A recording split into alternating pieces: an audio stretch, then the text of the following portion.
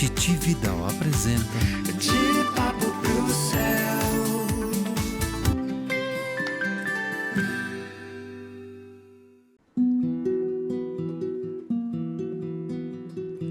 De papo pro céu.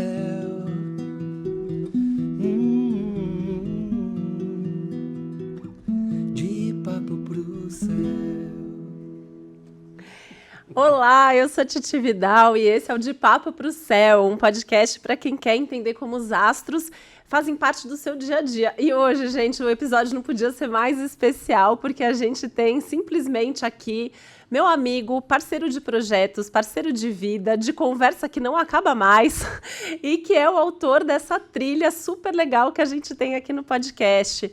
Thomas, obrigada por estar aqui. Que alegria que vai ser essa conversa. Pô, eu que agradeço, Titi, é uma honra, um prazer enorme, obrigado pelas tuas generosas palavras e estou aqui para a gente conversar, prosear um pouquinho. Um pouquinho, muito né? Prazer.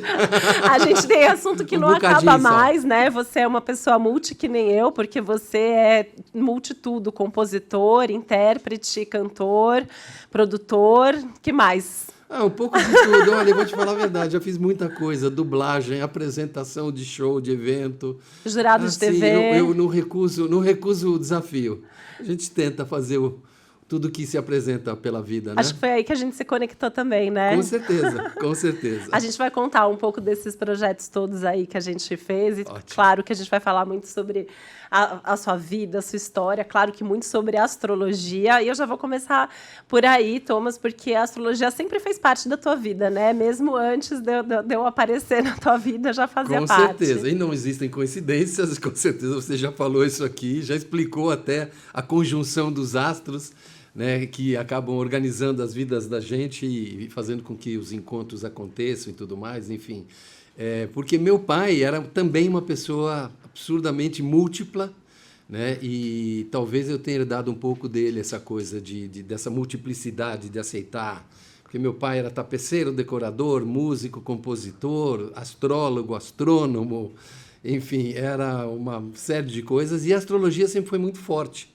Né? Alguns fatos na minha vida muito importantes aconteceram ou previstos, né, pelo meu pai e apesar de que você certamente já falou assim que não é mágica, né? A astrologia não é mágica. Olha, amanhã vai chover, depois de amanhã vai, não é bem assim.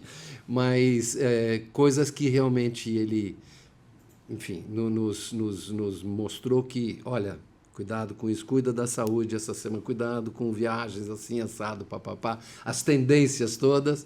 E vários fatos importantes aconteceram exatamente em função dessas explicações astrológicas dele. Fico tão feliz quando eu converso com os filhos de astrólogo que eu fico pensando que o futuro da minha filha vai ser bom, né? Vai certeza. Ser bom.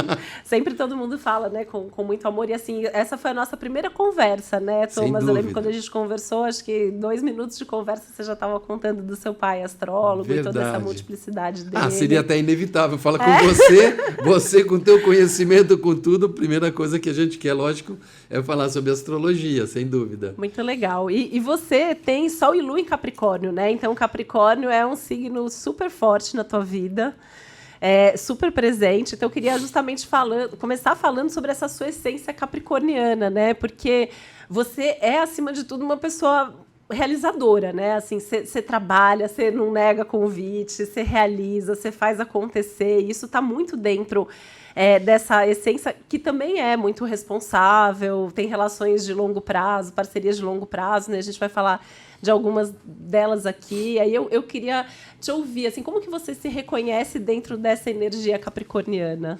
Então, Titi, você sabe que assim, é a máxima, né? Que nasceu primeiro, a galinha ou o ovo.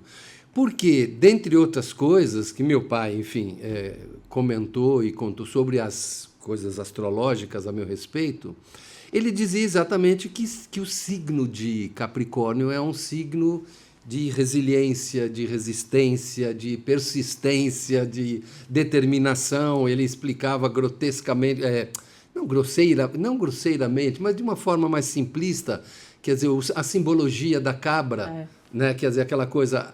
Ele sempre dizia, o signo de Capricórnio tem essa simbologia da cabra, da montanha, porque é aquela história, a cabra vai comer a grama que está lá em cima, Só que a montanha é assim, não é uma reta, é uma montanha escarpada.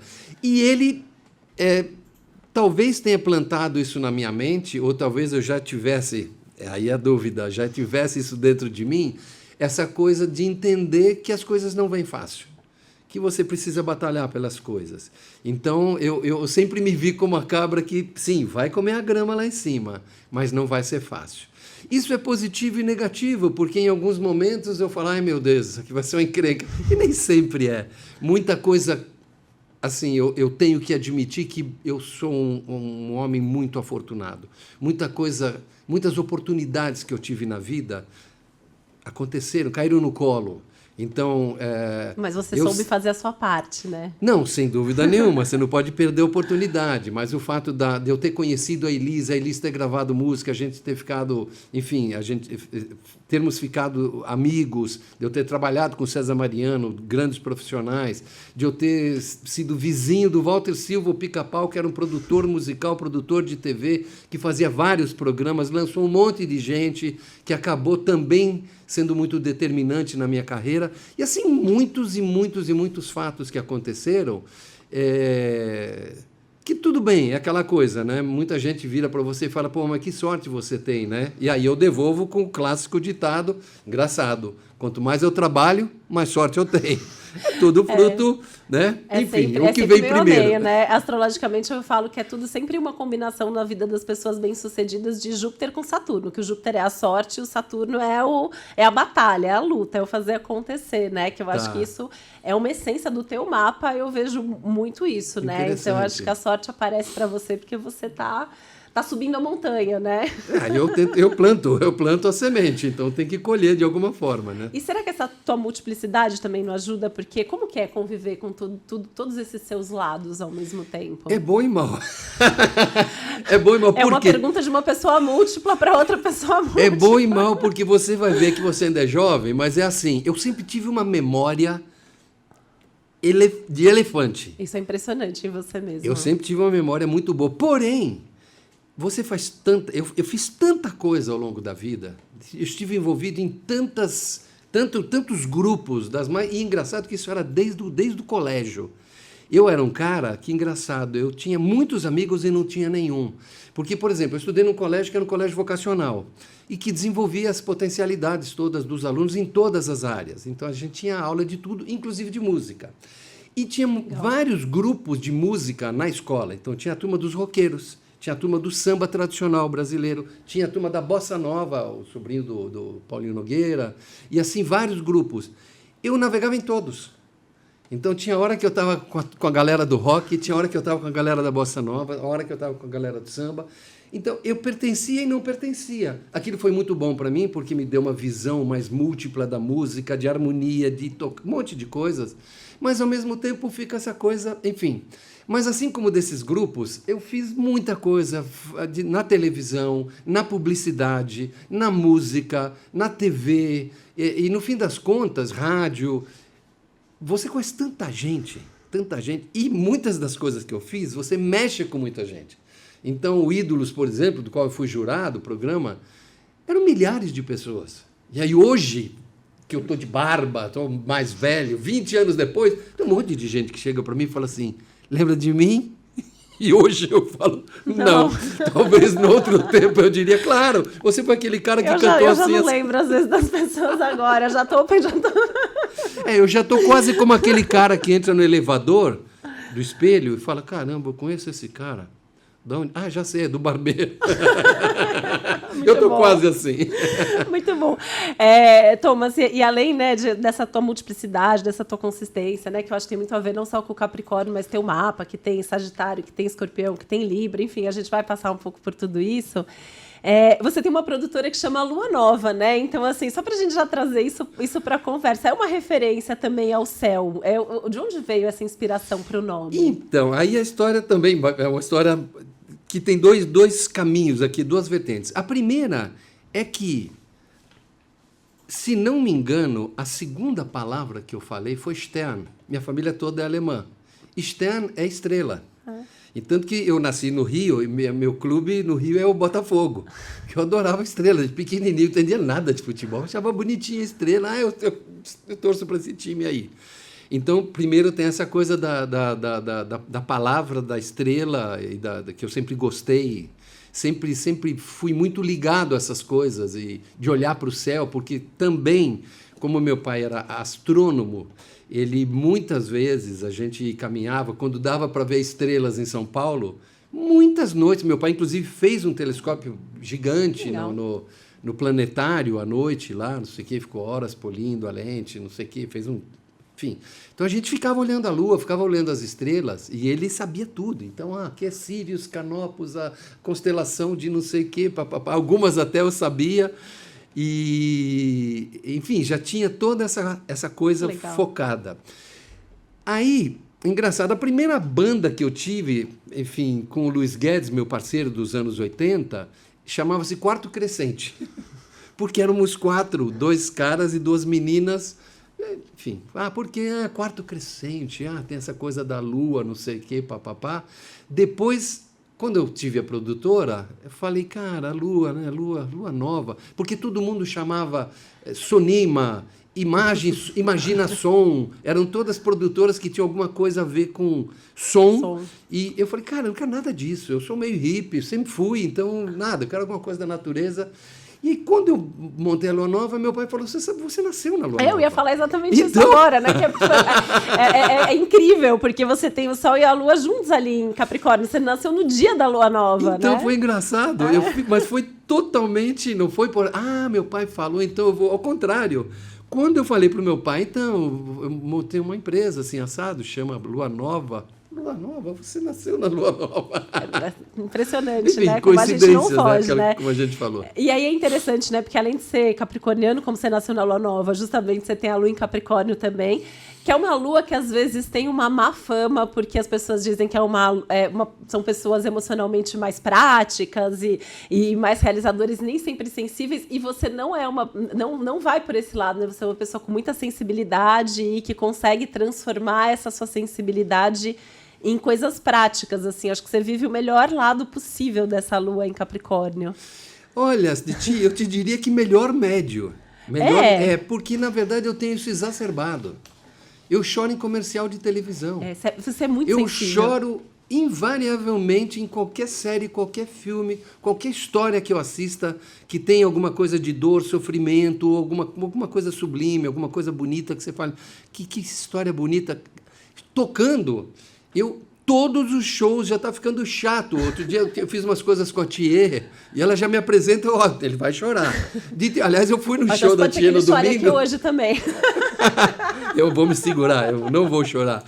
Mas a Thier fez um show lindo domingo agora, de lançamento do novo álbum e tal, e me chamou para assistir. Thomas, venham, não sei o quê, papapá, nós fomos, eu, a Mel, minha filha, Gabriela, meus netos, não sei o quê, papapá. E num dado momento do show, ela começa a cantar Quero ver o sol. Eu falei, cara, eu não acredito. Porque ela, segundo ela, começou a cantar ouvindo essa música, que a mãe dela era muito amiga da Elis. E ela adorava essa música, não sei o quê, papapá. Quando eu comecei a ouvir ela cantando já debulhei. E a última música do show é uma música que eu compus para ela. É uma música, inclusive, que eu fiz assim... eu acabei fazendo um pouco a história dela. E ficou muito lindo. Aí, obviamente, eu nem podia, que eu tinha recém-operado, eu nem podia chorar porque eu tinha operado o nariz, mas enfim, foi... E sou chorão em shows. Por que, Titi? Importante.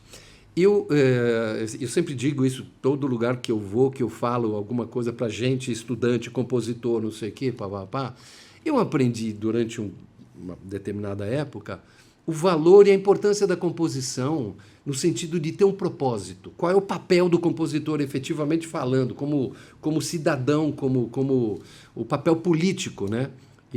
Então, todas as letras têm alguma razão de ser. Eu casei 3 vezes, eu sou casado com a Mel pela 3ª vez. Então, assim, tem coisas que ficaram para trás das minhas 2 ex-esposas, coisas com as minhas filhas, histórias da vida, que me fazem... E no momento que eu vou cantar aquilo, não tem jeito. acabo chorando, aquilo vem à tona. Enfim, é isso. Não, e é maravilhoso, né? Porque eu acho que você usa... É sempre o mapa todo, né? Mas essa tua lua em Capricórnio, eu acho que... Imagino eu, né? Uma pergunta, na verdade, que a música acaba sendo uma forma de organizar todas essas emoções e toda essa história, né? Pelo que você está trazendo também. Eu diria mais. Você está dizendo de organizar as emoções. Isso eu tenho a mais absoluta certeza. Assim como eu tive momentos... enfim... Minha vida não é diferente da de ninguém, mas assim como eu tive momentos maravilhosos, sublimes na vida, eu tive alguns momentos trágicos, né? Perdi minha mãe, eu tinha 4 anos de idade, perdi parceiro, irmão, perdi irmãos, perdi, enfim, momentos muito, muito difíceis e muito duros na vida. E a música é absolutamente a minha terapia, literalmente, é onde eu consigo, de alguma forma, descarregar as minhas dores, minhas mágoas, minha ansiedade, minhas tristezas. E, de fato, é um refúgio sagrado, para mim sagrado. E eu sinto literalmente, quase como um parto, quando algo está me incomodando e quando eu consigo traduzir aquilo numa música, numa harmonia e numa letra e falo... A sensação de alívio é literalmente como se eu estivesse fazendo uma sessão de terapia. Incrível, né? Quando encontra esse lugar, assim. É catarse, total. A música, para mim, é catarse. Dentro dessa tua trajetória, né, assim, no teu mapa, a gente vê muito a importância dessas parcerias, né, ao longo da vida. Então, como você já trouxe elas, né, eu vou até me adiantar aqui na nossa história, para falar um pouco das parcerias. Tem essa parceria com a Elis, que eu acho que foi muito especial, então eu queria que você contasse um pouco mais, né? Não sei o quanto que todo mundo conhece esses detalhes da sua parceria. Você teve músicas gravadas, inclusive, por ela, e foi uma pessoa muito importante na tua vida. Total. Foi tanto sob o ponto de vista de alçar o meu nome a um patamar como compositor, de trazer à luz, né, que ela naturalmente trazia, me colocar junto com outros nomes de compositores, cantores que ela gravava normalmente e tudo mais, por mais que ela fosse a cantora que mais revelou novos nomes, mas ela também adorava gravar Milton, Ivan e assim, Tom Jobim e tudo mais, enfim, grandes compositores. E para mim, obviamente, isso foi de uma importância absurda. Mas também de poder conviver com ela e entender como ela enxergava a vida e como ela enxergava a música. Então, esse papel político da música, a escolha de música por música, ela fazia isso assim de uma forma absurdamente criteriosa. Então, isso também acabou me ensinando a olhar a composição, olhar a música de uma outra forma, não meramente uma coisa melódica e que as pessoas cantam e que bom, vamos fazer um churrasco ali, cantar umas musiquinhas e tal. É a questão do propósito de novo, né? De novo, de ter um propósito. Então, ela foi uma pessoa que deu muito recado, né? Então, muitas músicas, inclusive, se eternizaram, porque eram músicas importantes, sob o ponto de vista político mesmo, do momento do país, né? Ela tinha essa coisa, ela se posicionava e sem medo nenhum. Quando ela assumiu aí a liderança da passeata contra as guitarras e que muita gente, lamentavelmente, ridicularizou, porque acho que coisa idiota. E de fato, se você for muito rigoroso do seu ponto de vista, mas como assim ser contra um instrumento?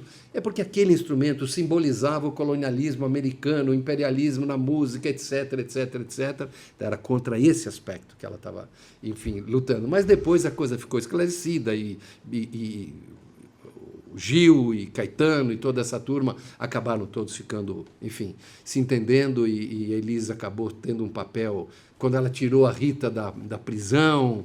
E era uma pessoa que metia o pau e ela falava o que tinha que falar, uma mulher super corajosa. Essa coisa da coragem, inclusive, né? E a gente percebe que isso ficou até embutido nos filhos, né? Mesmo que eles tenham tido pouco convívio, o Pedro e a Rita, você percebe nas manifestações tem muito da Elis ali. O João nem se fala. Não, é muito legal. E é legal, né, assim, porque você tem o Nó do Norte, que não deixa de ser um pouco essa coisa do propósito, da missão de vida, em Peixes, que é essa busca constante por propósito, e a Elis era pisciana, né? Então, teve com certeza, ela colocou uma luz, assim, de alguma maneira no teu caminho, e isso, além das parcerias em si já serem muito fortes, acho que deu o que a gente chama de um match cósmico perfeito mesmo, né? Sem dúvida, sem dúvida. Elis E, de novo, né, a gente foi fazer um festival, eu e Luiz Guedes, não, perdão, eu, Crispim, não era Luiz Guedes ainda, fomos fazer um festival, na época dos fomos fazer um festival em Apucarana. Quem são o presidente do júri e o vice-presidente do júri? Elis e César.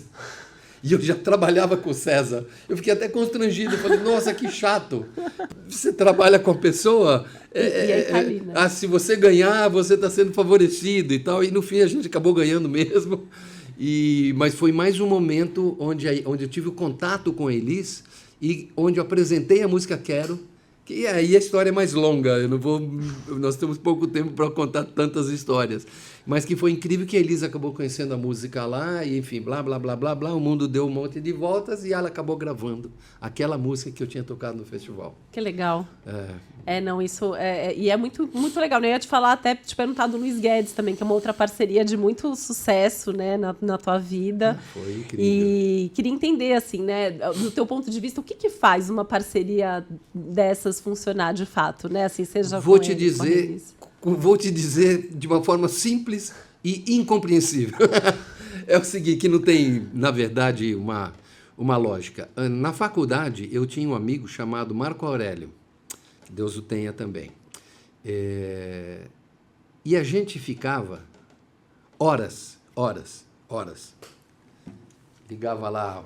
As pessoas achavam que a gente ficava se drogando, e a gente não se drogava, que a gente era careta, os dois eram careta. Capricorniano. Eu tinha uma lâmpada dentro de um negócio de Vime, e botava a lâmpada lá colorida, não sei o que, dava aquelas imagens, parecia que estava fazendo uma viagem. E ficavam os dois tocando, sem combinar nada. Ficavam tocando, parará, parará, parará, parará, parará. E rolou um monte foram nascendo, brotando nessa coisa da troca, um monte de músicas. A gente acabou fazendo um monte de músicas. Com o Luiz Guedes foi exatamente a mesmíssima coisa. Nós nos encontramos casualmente, vamos chamar de casualmente. Eu ia participar de um festival e precisava gravar numa fita de rolo, no tempo em que se gravava em fita de rolo. E eu não queria usar, óbvio, eu trabalhava numa produtora, não era minha, eu era funcionário lá. Eu não ia pedir, posso usar o seu material? Né? Tempos mais rígidos e tal. Fui para o centro era no centro da cidade, a produtora onde eu trabalhava, e eu fui lá para o centro da cidade procurar uma loja, que as lojas de disco também vendiam fitas, fita cassete, fita de rolo, as fitas da época. Entrei numa loja e falei, olha, o rapaz me atendeu, falei, olha, por favor, você tem fita de rolo? Para que você quer? Aí eu falei, não, porque eu quero gravar e tal. Mas você grava o quê? Tipo assim, eu podia falar, você está perguntando demais, cara, me dá a fita aqui. E eu simpatizei com o cara e tal. Falei, não, então, porque eu vou participar de um festival. Aí ele virou para mim e falou assim, você não participou do programa tal, Mambembe ou Misturação, que eram os dois que eu participava de música de iniciantes e tal. E muita gente começou lá, o Belchior começou lá, o pessoal do Ceará, Fagner, Simone... Simone não da Simone Mendes, a Simone... Simone, começar de novo, essa... e vários outros artistas, Secos e Molhados, enfim. E eu dava aula de violão para os filhos do Walter Silva. E, no fim das contas, ele acabou me botando... Eu era o caçula, meio caçula do programa. Eu já tinha essas feras que estavam começando, mas já eram feras, entendeu? Então, eles estavam num patamar assim que eu admirava profundamente. Mas, enfim, ele falou, você não participou desse programa e tal? Eu falei, sim, participo. Cara... Me trouxeram de Montes Claros para participar desse programa. Mas eu não sei o que, parece que ele teve uma discussão com o produtor. Eu não sei o que foi. Eu sei que... Então, eu ia participar... Pô, você também toca? Eu toco. Eu sou primo do Beto Guedes, eu compõe... Beto, cara, eu amo o trabalho do Beto, do Milton, do Clube da Esquina. Bom, engatamos num papo, não precisa dizer. Cara, vamos nos encontrar, velho. E foi uma coisa inacreditável. Nós marcamos um dia na produtora onde eu trabalhava, fim da tarde, tipo 6 horas. Nós ficamos até 2 horas da manhã tocando, compondo um monte de coisa. A afinidade foi inexplicável, Olha. foi incrível. Muita coisa nasceu ali. Sentimos uma química total, né, de musicalidade. Era engraçado porque ele tinha influências. A raiz dele era do campo, era do mato, ele era um bicho do mato. E eu era um cara da cidade que sonhava essa coisa de sempre querer ir para o campo, querer a galinha. Enfim, a vida aquele sonho hippie de qualidade de vida, de ir para o meio do mato e tal. E foi interessante, foi incrível. Acabamos depois montando de fato a dupla e criamos aí dezenas de músicas, foram gravadas por um monte de pessoas. Foi muito legal, trabalho muito lindo. É muito legal, né? Assim, porque teu mapa você tem Vênus em Escorpião, que é um planeta das parcerias, das relações, são relações profundas, duradouras, desde que tenha realmente uma afinidade, né? A gente costuma dizer que assim, Vênus em Escorpião, assim, se não funciona, não funciona, e você não quer nem saber, mas mergulha profundamente. Você tem isso na tua área de parcerias e de relações, e você tem Marte em Libra, então assim, o fazer junto deve ser muito legal para você, né? Você é uma pessoa que curte muito as parcerias. Total, é engraçado, que curioso isso que você está falando, que interessante. Eu gosto de trabalhar em grupo, gosto de trabalhar em equipe, não gosto de fazer as coisas sozinho, sempre foi muito de dividir, né? Mesmo assim, desde a primeiríssima banda mesmo, que foi o Noveto, assim, eu compunha, fazia os arranjos, fazia, enfim, armava os vocais, etc, mas fazia questão, ganhamos o prêmio, puxa, ganhamos R$1.000 no festival. Éramos 10 pessoas, R$100 para cada um. Não é porque a música é minha, porque eu fiz o arranjo, é que eu vou pegar 500 e dividir ali mais 50 para cada um. Então, eu sempre gostei mesmo de dividir os louros, dividir o dinheiro. Porque, enfim, eu gosto dessa coisa. Você é muito generoso, né? Acho que andorinha sozinha não faz verão, como dizem, né? Isso a gente vê no dia a dia, assim, né? Isso também, né, só para a gente trazer para a astrologia, porque o nosso fio condutor foco é a astrologia. É muito difícil, né? Eu tenho Mercúrio em Gêmeos, você tem Mercúrio em Sagitário, a gente tem muito assunto. Tá. E se deixar, a gente vai indo.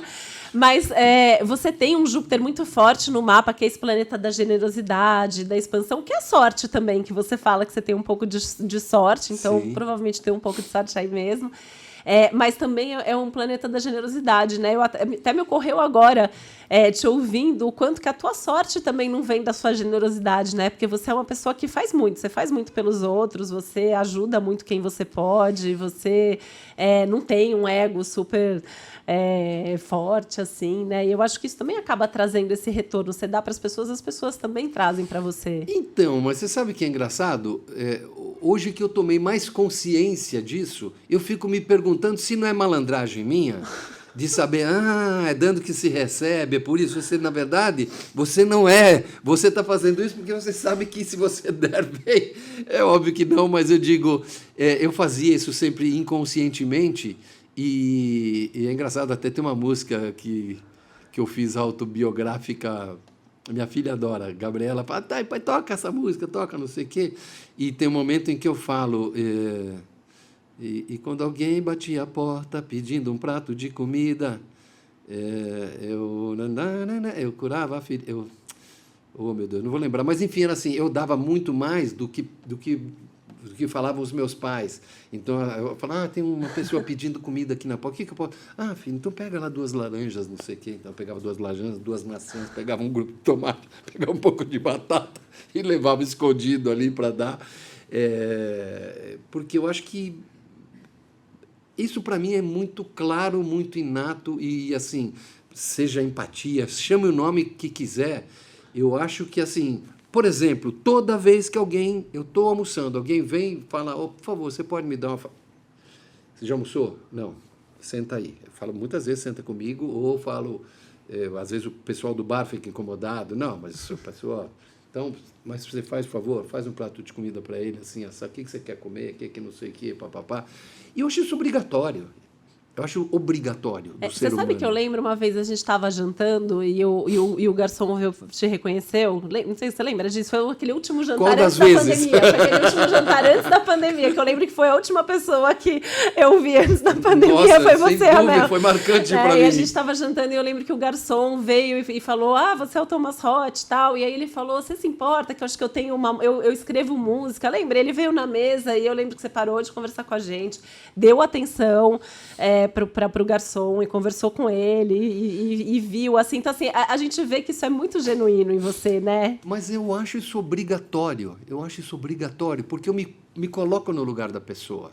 Eu acho horrível. A pessoa gosta... Olha que ironia. A pessoa gosta de você. A pessoa está tendo todo um olhar, muitas vezes, exacerbado em cima de você, porque a TV tem essa coisa, a TV, rádio, enfim, as pessoas acham que você é o... Nossa...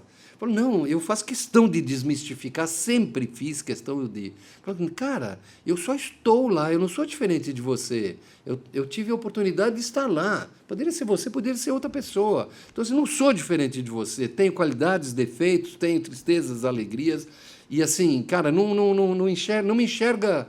Isso eu faço questão sempre, desde sempre. É muito legal isso. Desde sempre. Desde a primeira vez que eu apareci na televisão e tudo mais, que alguém veio na rua e me parou, pediu autógrafo ou foto. Eu falei, claro, bora. Se é importante para você, tá bom. Até brinco, eu feio desse jeito, você quer tirar uma foto? Tá bom, vamos embora, vou tirar uma foto. Mas acho obrigatório. Acho obrigatório dar atenção, ou no mínimo, de você agir com as pessoas da mesma forma que você gostaria que agisse com você. Simples assim. E parece natural, né? Assim, você ser gentil e tudo isso, mas nem a gente sabe que infelizmente não é assim, mas isso tá aqui no teu mapa, Não, mas eu acho que não Você... tem como não ser natural. Se isso não está em você, entendeu? Se isso não está em você, enfim. Então eu sempre tive isso, sempre fui assim. Ô, Thomas, e a gente já foi sócio também, né? Queria trazer o Pet Astral aqui também, porque é um projeto muito legal da minha vida. Legal. E a gente Puxa foi sócio vida. nisso também. Que, para quem não sabe, né, foi um programa que a gente fazia, que eu apresentava para falar sobre a relação das pessoas e os seus pets. Os bichos são muito importantes na sua vida. Você tem o Júnior, né? Que tá aí. Abriu uma conversa. Opa! Tá aqui. Sem spoiler de intimidade. Tá aqui meu filhote cadê? peludo, Cadê Júnior. o Júnior? Caramba, não tá dando certo aqui, meu Deus. O Júnior, Carinha dele. o Júnior, que eu sei que é amor da vida também, né? Total. E a gente, quando a gente foi conversar, era até para fazer podcast, e no fim a conversa foi para outro lado, você descobriu meu amor pelos bichos, e a gente acabou fazendo o Pet Astral, que foi muito legal, quem sabe ele volta em algum momento. A gente reabilita ele, né? sem dúvida nenhuma. Então, sei na prática como é ser sua parceira, né? E é muito maravilhoso. E aí, pegando, né, falando um pouco de todas essas parcerias, quando tem admiração recíproca, você acredita que a parceria funciona melhor? Sinceramente, eu não sei se isso é relevante, porque, principalmente falando em parceria, quer dizer, depende, nós estamos falando parceria de música ou parceria de vida. De tudo, né? Porque óbvio que tem que ter afinidade, se não tiver afinidade não tem jeito, né? Mas depende, porque para música, por exemplo, para a vida, se não tiver afinidade, não funciona. Simples assim, não tem jeito, né? Eu tive 3 casamentos, o primeiro, a separação foi por erros meus, absolutamente meus, 100%. Não estou assumindo altruisticamente, não, de jeito nenhum. Eu era muito imaturo enfim, não importa entrar em mérito, mas foram 18 anos, fiquei casado 18 anos. Depois, minha segunda relação também, fiquei casado 18 anos. Aí a questão, enfim, a gente separou por outras razões, e eu estou casado há 14 anos com a Mel, e a gente está junto por afinidade, evidentemente, né? Independendo da nossa diferença de idade, a gente pensa muito igual. A gente pensa... A Mel é virginiana, né? Conversa muito com o teu lado Capricórnio, né? Virginiana, a Mel, enfim, ela tem uma dívida de gratidão, independente de qualquer coisa, porque ela é uma pessoa, foi uma bênção mesmo para mim. E, de qualquer forma, assim, afinidade é obrigatória. E na música, você tem absoluta certeza que se não tiver afinidade, não rola. Não rola. Assim, até pode acontecer de você me dar uma letra, eu faço uma música, mas ela vai ser cerebral. No nosso caso, não, porque, enfim, a gente tem afinidade. Eu tenho a liberdade de falar para você, olha, Titi, aqui essa palavra, posso trocar essa palavra por assim assado? Ou você fala, Thomas, essa melodia aqui, tá, não sei o quê. Enfim, tem que ter afinidade, porque é como você vestir um filho para uma festa. Você entendeu? É um casal vestindo um filho para uma festa. Ah, não, acho que ele tem que ir de bermuda. Se não houver uma conversa, Não dá certo, não né? vai rolar. Simples assim. E no caso da composição, a gente está falando de sentimento. Então, esse sentimento, obviamente, é uma coisa pessoal. Sim. Né? Então, a gente pode falar do mesmo tema. Pô, vamos falar sobre feminicídio? Vamos fazer uma música sobre feminicídio? Você vai sentir de uma forma, por você ser mulher, mas mesmo que você fosse homem, ou eu fosse mulher, né? A gente vai entender diferente, vai pensar, porque somos seres diferentes, com experiências diferentes, com bagagens, enfim, com reações às situações da vida totalmente diferentes. Então, tem que ter afinidade, tem que ter química, e no caso da música, mesmo relações humanas, tem esse elemento invisível aí de amor, de respeito, de compreensão, de uma série de coisas, né? Porque é tudo. No caso das relações humanas, é o tudo, né? cheiro, É o que move, é o né, timbre a da gente. voz, é o jeito de falar, é o cheiro, é o movimento, é o gesto, é o olhar. São muitas coisas, né? É muito legal, né? Porque você tem um tipo de mapa que eu costumo dizer que é um tipo de mapa ao mesmo tempo mais completo e mais complexo. Então, quando a gente pega teus planetas principais, né? Você tem Capricórnio, Sagitário, Escorpião e Libra. Então, é um de cada elemento, né? Então, eu acho que é isso que também faz com que tudo seja importante. Porque você é prático, mas você é sensível e você tem ideias e você tem vontade. Então, isso deve movimentar muito a tua vida, imagino eu. Você sabe que você me fez lembrar uma coisa. Meu pai dizia, eu não sei se eu vou traduzir isso de forma correta, astrologicamente falando, mas meu pai dizia o seguinte, porque, dentre outras coisas, por exemplo, essa coisa de eu chorar com facilidade, ou de... A Mel mesmo fala, caramba, mas... Porque eu estou vendo a pessoa fala, olha que interessante esse nariz dela, ou a boca, ou a orelha, ou esse olho, pô, que olho bonito, né? Aqui, não sei, essa sobrancelha... Será que essa sobrancelha é feita de verdade? Não é? Eu falo, por que você fica vendo isso? Eu não fico procurando, isso é inato. Enfim, meu pai dizia o seguinte, que a gente tem 10 elementos básicos, né? Uhum. O homem tem 7 aspectos masculinos, via de regra, 7 masculinos e 3 femininos. E a mulher, ao contrário, tem, via de regra, 7 aspectos femininos e 3 masculinos. Então, sei lá, agressividade ou força, sei lá o quê, é um aspecto mais masculino. Delicadeza, não sei o quê, papapá, é um aspecto mais feminino. Eu não me lembro exatamente para traduzir isso, você com certeza pode fazer isso melhor. Mas o que ele dizia é o seguinte, o teu mapa é diferente de todos os mapas que eu peguei aqui, porque você tem 5 e 5. Você tem 5 aspectos masculinos e 5 aspectos femininos, que não tem nada a ver com sexualidade, com Sim. gênero sexual, com nada disso.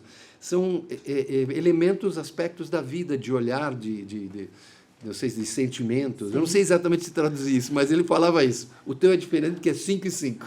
E é muito legal, né? Assim, eu falo que é mais completo e mais complexo, porque é como se você tivesse, assim, todas as ferramentas na sua caixinha de ferramentas, né? E até aprender a usar, às vezes tem gente... A questão é... Não, você tem. É questão de ir aprendendo a usar, né? Enfim, então, é muito legal. Eu, particularmente, não sei se é porque o meu mapa também é complexo, eu acho muito legal quando eu vejo um mapa complexo. Como um bom capricorniano, né, a gente costuma dizer que o Capricórnio ele é meio Benjamin Button, né, que são pessoas que nascem velhas e vão rejuvenescendo com o tempo, se tudo dá certo, ficam mais tranquilos assim no fim da vida. Você sente isso na tua vida? Eu ouvi isso ontem, foi maravilhoso. Como eu te disse, eu acabei de fazer uma cirurgia no nariz de septo e carne esponjosa, sei lá o nome científico, mas enfim, foi na terça-feira passada. Aí ontem eu fui na médica para fazer uma avaliação de como é que foi isso. Ela falou, Thomas, eu estou impressionado. A tua cicatriz, você tem uma cicatrização, você parece um garoto de 25 anos. Olha aí. Não, e ela falou em todos os sentidos da energia. Falou, cara, você acordou da anestesia? A gente teve que segurar você, senão você ia levantar da maca e ir embora. Você já acordou? totalmente ligado, antenado e tudo mais. E as pessoas dizem, de uma forma geral, falam, Thomas, é impressionante, cara, a tua energia, tua... Eu nunca dei bola para a idade, sou um militante antietarista, porque é mais uma das coisas que a gente aprendeu ao longo da vida. Você é muito E foi jovem, né? péssimo. Eu convivo com muitos jovens, mas não é isso. É uma coisa fundamental, que assim, é um dos meus lemas de vida. A gente não pode perder a curiosidade. Você fica velho quando você perde o tesão pela vida, mas quando você perde a curiosidade. Então, eu sou, sim, um curioso. Tudo que eu ouço, que você falou um negócio, eu quero aprender, eu quero entender, eu quero saber. Cara, eu quero aprender. A gente tem tanta coisa para aprender Mercúrio na em vida. Sagitário, né? Que você tem o Mercúrio curioso, é um Mercúrio buscador, constantemente buscando na vida. Mas eu acho que isso é aprender obrigatório para o mais ser e mais. humano. É Eu engraçado. também acho, mas eu tenho Mercúrio em Gêmeos. Nem todo mundo pensa assim que nem a gente. Talvez essas pessoas vão envelhecer muito mais rápido do que a gente. Pode né? ser, pode ser. E eu acho que quando você perde a curiosidade, você vai ficando para trás. Então eu não quero olhar para a IA e falar, a IA agora vai roubar o nosso trabalho, a IA agora está fazendo... Não, primeiro que não é verdade, porque quando você começa a mexer, você fala, não é bem assim. Não é que ela, enfim, não trabalha sozinho, né? A máquina não faz, você precisa botar o prompt, você precisa criar, só que não funciona se você fizer. Tem a questão dos direitos, que você tem que entender como é que funciona a questão do direito autoral, o que vale, o que não vale, o que pode, o que não pode, etc, etc, etc. E assim todas as ferramentas. Mas eu confesso a você que eu tenho um problema com questões tecnológicas. Eu, por fazer muitas coisas, eu acabo não tendo tempo para entender e aprender essas coisas mais tecnológicas. Daí, claro, me cerco de pessoas que fazem, que entendem, que me explicam. Mas, enfim, assim, eu acho que o que traduz isso, por exemplo, toda vez que tem alguma coisa, seja no computador, seja nas redes sociais, seja no celular, seja onde for, que eu tenho uma dúvida e alguém vem e tira o celular da minha mão, ou já vem e faz... Não, faz assim, para! Não me dá o peixe, me ensina a pescar, o que eu tenho que fazer aqui? Que é isso eu brigo. É isso que mantém a nossa cabeça boa, né? É isso, claro, eu quero aprender, eu quero aprender. O que esse Thomas de hoje diria para o Thomas lá do começo da carreira? Ai, meu Deus, puxa vida. Puxa vida. Eu cometi alguns pecados na vida muito ruins, muito tristes, muito... Eu cometi alguns pecados duros e de imaturidade, né? Então, isso acabou fazendo com que a minha relação com minhas filhas fosse... Principalmente minha filha mais velha, que mora na Suíça, é uma relação difícil até hoje, sofrida para mim. Minha ex-esposa também fiz sofrer muito, que eu não queria de forma alguma. As questões mais sofridas para mim foram essas questões de separações, assim. E foi imaturidade minha, e eu poderia ter evitado. Eu fui egoísta, eu fui covarde, de não falar a verdade, de mentir. Então eu diria isso, seja verdadeiro, seja mais corajoso, fale a verdade. Mas assim, eu também entendo, Titi, que, cara, eu juro, eu fiz o que eu pude, o que eu sabia fazer. Então, a minha vida inteira, eu ajudei muita gente, e muita gente que me esfaqueou pelas costas depois. Para esses eu fiz uma música. Aliás, posso fazer um jabá aqui? Eu tenho lá na pandemia, eu gravei 52 músicas, lancei uma música por semana. Eu lembro. Porque eu estava adiando a gravação do meu álbum, a gravação do álbum, que eu já tinha mais de 100 músicas prontas. Quando chegou a pandemia, que você me cantou a bola, e você nos cantou a bola, você e o Pedrinho, no nosso último jantar, você falou, gente, vem uma coisa aí que eu nunca vi igual, salvo nos tempos de grandes catástrofes, grandes guerras mundiais, na peste, não sei das quantas, enfim. E quando eu comecei a perder amigos e tudo mais, eu falei, cara, é agora que eu vou fazer. Porque aquele perfeccionismo, eu quero fazer com cordas, com isso, com aquilo. Eu falei, não, vou registrar do jeito que dá para fazer. Enfim, registrei 52 músicas, chama-se Projeto Ouro Velho, está no YouTube, está no Spotify, nas plataformas de streaming. E eu fiz uma música exatamente dedicada a essas pessoas todas que eu ajudei, que me esfaquearam. E ali está tudo. Na verdade, tem lá o pedido de perdão para minha ex-mulher, está lá o pedido de perdão para minha filha, está lá, como eu falei, está tudo, graças a Deus, depositado nas músicas. Eu acho que eu sobrevivi. E você fica em paz. Sobrevivi com saúde e tudo mais, graças a Deus, até hoje. E acredito que muito em função disso, de ter colocado nas músicas e ter, enfim, feito essa catarse aí. Muito bem. Thomas, a gente já está caminhando para o fim, né? Mas a gente tem pena. É uma pena que essa conversa aqui, a gente já sabia que ia ser difícil a gente se manter no tempo. Mas certeza. A gente tem um quadro aqui que é um quadro muito legal, que chama Segredos de Netuno.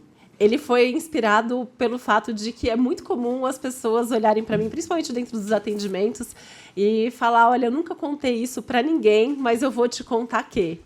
Então, agora eu pergunto para você, Thomas Roth, o que você nunca contou para ninguém, mas você pode contar para mim e, obviamente, para todo mundo que está assistindo. Pode ser uma coisa pequena, não precisa ser, né? Eu acho que você já abriu muito seu coração aqui, já contou muita coisa, mas, enfim. O que eu posso contar que eu não contei? Olha, eu sou meio que um livro aberto, assim, eu não tenho muitos segredos. Eu já tive no passado, exatamente quando eu cometi esses erros na verdade, assim, você perguntou, né? O que o Thomas de hoje diria? Não esconda nada, seja transparente, simples assim. Hoje eu sou totalmente transparente, então não tenho nada para esconder. O que eu posso contar que eu não contei? Estou preparando muita coisa nova aí. Então, vem show aí do segundo semestre, né? Eu vou voltar para a estrada depois de longo e tenebroso inverno. Com muita música nova, muita música também. Eu vi que eu não posso... Engraçado isso, não posso esquecer do meu passado, porque eu fui para Montes Claros semana passada, foi um aniversário foi uma homenagem que fizeram ao meu parceiro Luiz Guedes. E desculpa que eu... Enfim, estou com coriza aqui. E foi muito legal, porque eu cantei várias músicas que a gente cantava e as pessoas cantando juntos. Eu esqueci que as pessoas conheciam aquelas músicas e que não faziam parte do repertório que eu estou ensaiando. Então, assim, uma coisa que eu posso dizer agora é que, sim, vamos voltar com show no segundo semestre. Por favor, podem entrar lá no Thomas Roth Oficial com TH. Começa e termina, né? O TH, Thomas Roth, THOMAS, Roth, ROTH, Oficial. Joga ali a conversa no direct, a gente responde. E eu acho que é isso, eu não tenho segredos, Titi, não tenho, de verdade. Eu vou ficar devendo, talvez numa próxima edição. Eu te mando um bilhetinho. Mas você abriu bastante aqui seu coração para a gente. Thomas, obrigada por esse papo. Você já deixou aí seu contato, né? De repente, você pode fechar aqui com o seu violão. Vou fazer aqui então o nosso fechamento. E quem vai encerrar hoje é o Thomas. Mas obrigada não só por estar aqui, obrigada por toda a nossa parceria, amizade. É muito bom ter você na minha vida. Muito obrigado. Enfim, né, seguimos juntos e quem sabe com projetos aí em parceria também, né, além desse que tem aqui. Com certeza, já falamos disso e de repente esse também pode ser mais um spoilerzinho aí, né? Vem aí, quem sabe vem aí. E quero agradecer quem está sempre assistindo, vendo a gente, os feedbacks com relação ao De Papo para o Céu estão sendo os melhores possíveis. Te convido para continuar acompanhando. Seguir a gente no Spotify, se inscrever no meu canal no YouTube, tá sempre ligado ali para não perder nenhum episódio, voltar aqui toda semana, lembrando que de quinta-feira tem esse papo e de domingo tem o Céu da Semana. E hoje o encerramento para valer é com o Thomas. Então vou tocar a Canção de Verão, que foi um sucesso, né, do Roupa Nova e virou o hino do verão já há 40 e tantos anos. É uma música que eu fiz em parceria com o Luiz Guedes e acho que é uma música que todo mundo conhece, para esquentar esses dias frios e chuvosos que a gente está vivendo nesses dias aqui. Vamos lá.